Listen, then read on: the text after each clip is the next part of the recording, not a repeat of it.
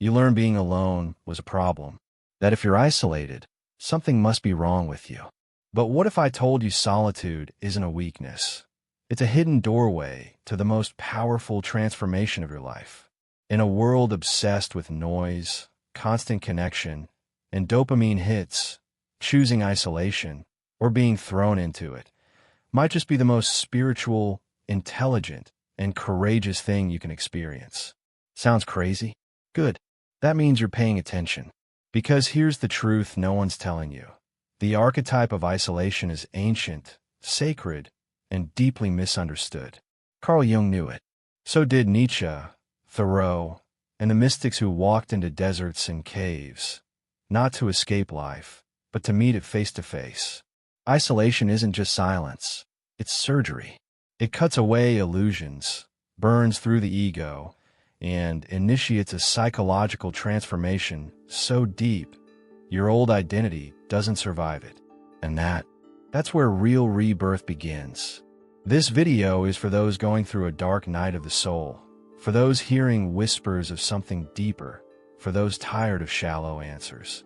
We'll explore how synchronicity, the unconscious mind, and archetypes conspire to guide your inner journey. You'll discover how solitude can be your greatest teacher, and how to use it not just to survive, but to awaken. Ready to see what your isolation is really trying to show you? The individuation process and the role of isolation. There comes a moment in every sincere seeker's life when the crowd no longer makes sense.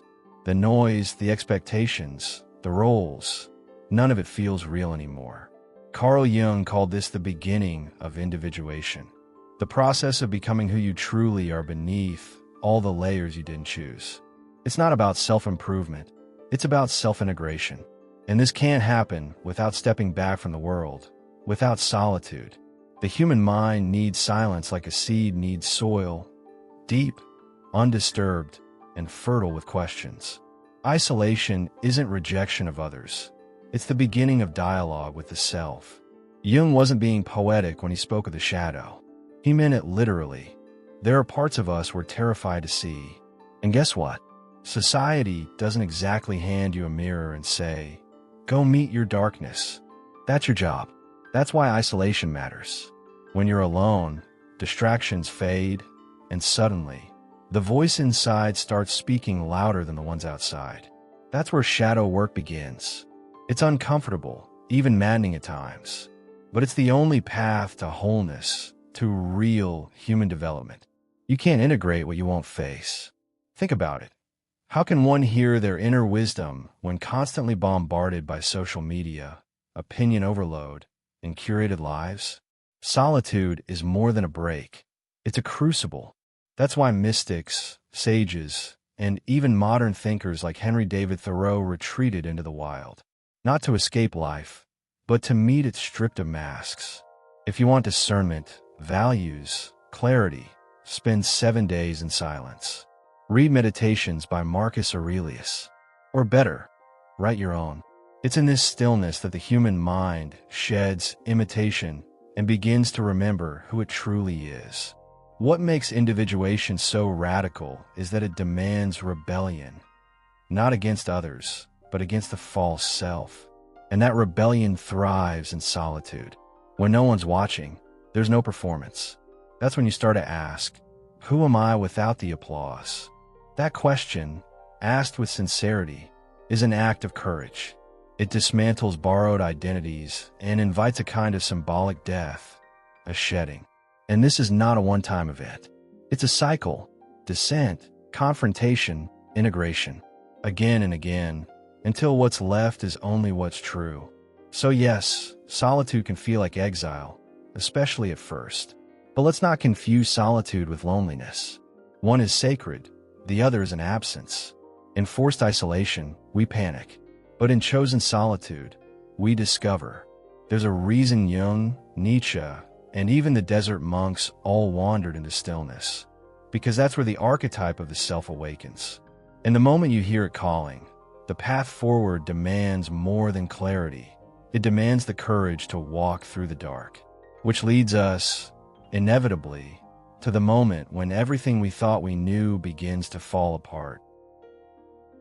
The dark night of the soul, crisis as transformation. Sometimes life pulls the rug out from under you, not to punish you, but to wake you up. The dark night of the soul isn't a poetic metaphor. It's an existential earthquake. Carl Jung knew this intimately. When the psyche is forced to face its deepest contradictions, what breaks first is the illusion of control. It's terrifying. You can't meditate away, journal into peace, or pretend you're high vibe. This is where psychological transformation begins. Not with affirmations, but with raw, painful honesty. And, strangely enough, it's where the soul starts to whisper. During these moments, the shadow is no longer a concept. It's your reflection. Repressed anger, buried grief, forgotten dreams. They all come knocking. And you're stuck in a liminal space, too awake to go back, too disoriented to move forward. But here's the twist. That collapse is the beginning of rebirth. Spiritual growth doesn't come from comfort. It comes from disintegration. This symbolic death, losing your job, your relationship, your identity, is actually sacred. Because only what's false dies. What's real, your essence, remains. Real talk. Most people try to escape this phase. They binge watch, self-medicate, or chase distractions. But there's power in facing the fire. Books like Man's Search for Meaning by Viktor Frankl or The Untethered Soul by Michael Singer aren't just feel-good reads. They're survival guides for this terrain. When you stop resisting and start listening, you realize the pain isn't punishment. It's initiation. The mind begins to crack, and through those cracks, light starts to pour in. That's not poetic fluff. That's psychological alchemy. Jung described this as the confrontation with the unconscious, the moment the ego realizes it's not in charge. And in that void, something ancient awakens. It's where the archetype of the wounded healer is born. You become aware of your story, your trauma, your projections. But more importantly, you stop identifying with them. That's the difference between being broken and being broken open. One leads to bitterness, the other to transcendence. But you can't choose the second unless you're willing to stand in the storm without flinching. And just when you think you've lost everything, something strange begins to happen. Synchronicities emerge. Random events feel orchestrated, as if the universe is winking at you from behind the curtain. Isolation stops feeling like abandonment and starts to look like preparation.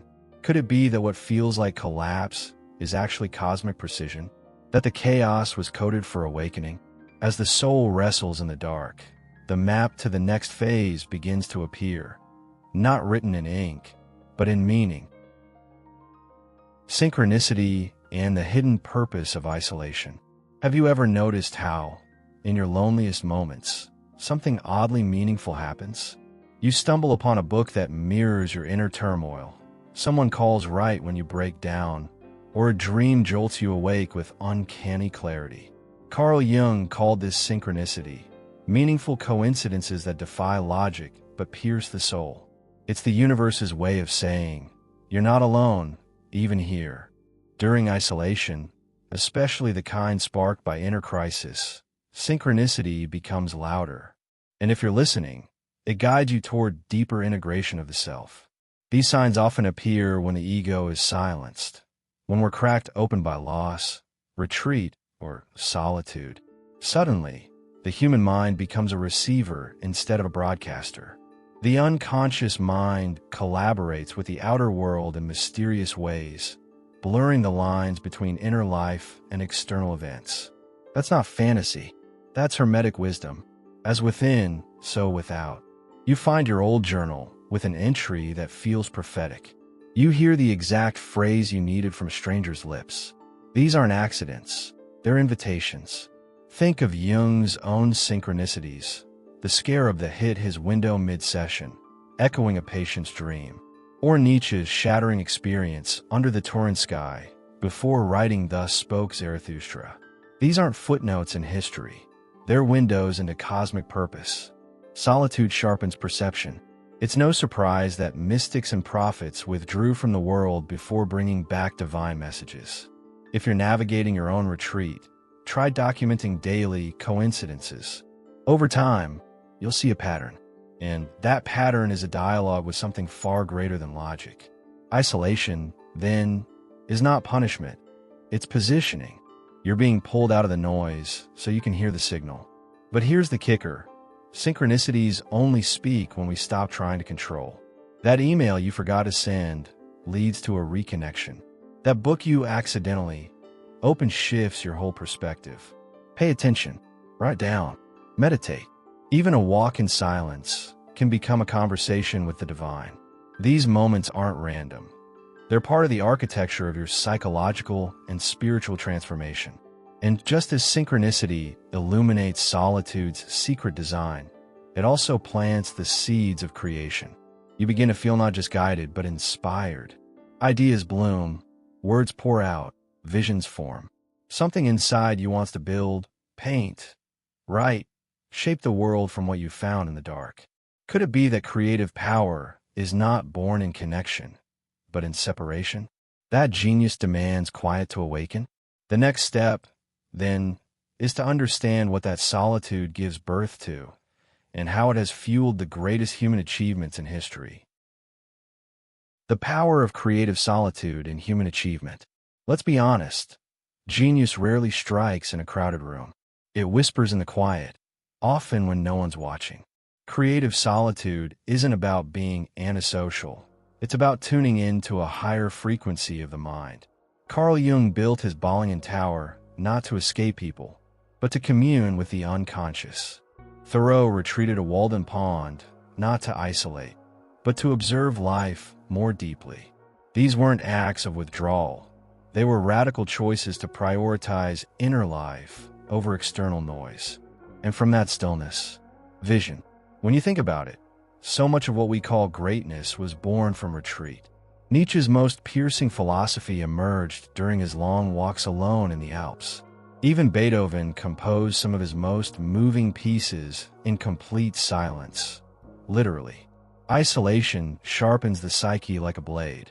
The human mind, free from interruption, becomes a forge for deep creativity. And not just for art. Problem solving, invention, philosophical insight.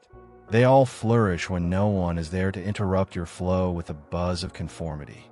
This doesn't mean you have to disappear into the woods. Your solitude can be 1 hour in a room with your phone off, or 3 days offline with a notebook. The key is intentionality. Read Letters to a Young Poet by Rainer Maria Rilke. It's a love letter to sacred solitude. Or try automatic writing after meditation. You'll be surprised what emerges. When you let your thoughts stretch out without the constraints of social filters, your unconscious begins to offer up the gold buried beneath daily distractions. What solitude really does is awaken the archetypes that society drowns out. You start dreaming differently. You feel inspired to paint, build, write, dance, even if no one ever sees it. And here's the secret. That's when the soul smiles. Creative solitude isn't about output. It's about communion with the self, with the unconscious, with divine connection. The most profound innovations often come when there's no one around to say, "That's crazy." Because in that moment, you stop asking for permission to be authentic. So if you felt that tug lately, the urge to pull away, to go quiet, it might not be escapism. It might be the sacred calling to create something no one else can. Because only you, through your lived experience, can bring it into form. And when solitude becomes a teacher instead of a punishment, that's when transformation takes on shape, color, sound.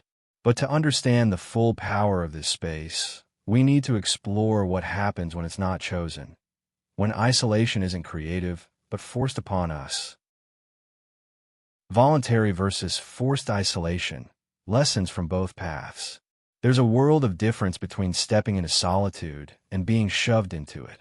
Voluntary isolation feels like a sacred pause, a chance to breathe, reflect, and reconnect with your inner life. Forced isolation, that feels like exile. But here's where it gets interesting. Both paths can lead to profound self-integration. Carl Jung often reminded us that the unconscious doesn't care whether we like our circumstances. It uses everything as fuel for individuation. Even when life throws us into the cave becomes a classroom. Think of those who found transformation not despite isolation, but because of it. Prisoners like Nelson Mandela, mystics exiled from their communities, even artists recovering from heartbreak. They didn't choose the pain, but they used it. That's the art of living. Solitude, when reframed, becomes a crucible for psychological transformation and spiritual growth. Whether it's a job loss, a breakup, or a global pandemic, the outer event can push the mind inward. And inside, if we're brave enough to look, is everything we've been avoiding. That's not to romanticize suffering. Let's be clear. Being alone when you don't want to be can break a person. But even in that breaking, there's potential. The unconscious mind starts rearranging itself when the external structure falls. Meditation, journaling, shadow work, all these tools become lifelines. Read the Hermit chapter from any tarot deck symbolism, and you'll see this theme. Isolation isn't retreat, it's recalibration. The question isn't, why is this happening to me? It's, what part of me is ready to be reborn through this? Voluntary solitude, on the other hand, is a power move. It says, I'm choosing growth over comfort. It's the entrepreneur taking a sabbatical to gain vision, the artist renting a cabin to create, the seeker booking a 10-day Vipassana retreat. It's not always glamorous. It's often quiet, raw, and humbling. But in this space, the human mind regains sovereignty. You stop reacting and start responding. You stop performing and start listening. That's not loneliness. That's spiritual sovereignty. That's individuation in motion. And maybe the truth is, we don't get to pick how isolation shows up, but we do get to choose what we do with it. Whether it's a forced pause or a conscious retreat, the invitation is the same. Go inward and emerge wiser. Because beyond the discomfort lies something sacred, an awakening, a clarity, a higher consciousness waiting patiently to be seen. And perhaps, just perhaps, the psychology of isolation isn't about separation at all, but about preparing us for something far more connected and universal. So now the question isn't why you're feeling isolated. It's what for. What lesson is trying to reach you beneath the silence? What part of your identity is ready to die so something wiser can take its place? If the greatest minds in history embrace solitude as a tool for individuation, why are you still treating it like a curse? Maybe it's time to stop escaping and start listening. The unconscious mind doesn't waste a single experience.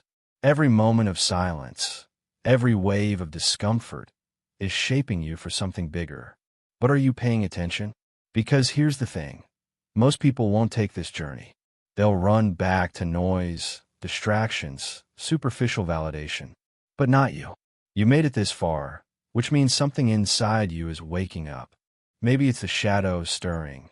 Maybe it's the self calling. But whatever it is, don't ignore it. Use this moment. Journal your insights. Start that solitude project. Meditate daily, even if just for 5 minutes.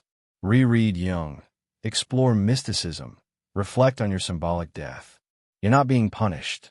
You're being prepared. Now, I want to hear from you.